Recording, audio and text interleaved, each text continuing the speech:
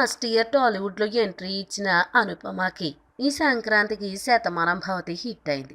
సక్సెస్ని ఎంజాయ్ చేస్తున్న ఈ బ్యూటీకి రామ్ చరణ్ మూవీలో ఆల్మోస్ట్ ఫిక్స్ అయిన ఆఫర్ మిస్ అయింది. శర్రీ పక్కన అనుపమని తప్పించి సమంతాని ఫిక్స్ చేశారు. శామ్ దెబ్బకు ఈ సుందరి చేతిలో ఒక్క తెలుగు సినిమా కూడా లేకపోయింది. ఇలా జరుగుతుందని అనుపమ అస్సలు ఎక్స్పెక్ట్ చేసి ఉండదు.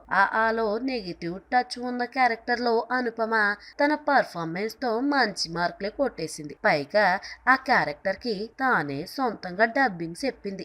ఇలా ఫస్ట్ ఫిలిం తోనే తన క్యారెక్టర్ కి డబ్బింగ్ కూడా చెప్పడం ఆమెకి ప్లస్ అయింది. మిగతా యంగ్ హీరోయిన్లతో కాంపిటీషన్ లో ఈ బ్యూటీకి అడిషనల్ క్వాలిఫికేషన్ అయ్యింది. ఈ నేపథ్యంలో అనుపమకి ఆఫర్స్ రావడం అన్నది పెద్ద సమస్య కాదు. కానీ ప్రస్తుతానికి మాత్రం బ్యాక్ టు బ్యాక్ హిట్స్ ఇచ్చి హ్యాట్రిక్ కొట్టిన అనుపమ నెక్స్ట్ ఏంటి అనే పొజిషన్ లో పడింది. మీకు నచ్చినట్లయితే సబ్స్క్రైబ్ చేయండి. ఫిలిమి స్టార్స్ బోలెడంత న్యూస్ బోల్డ్గా.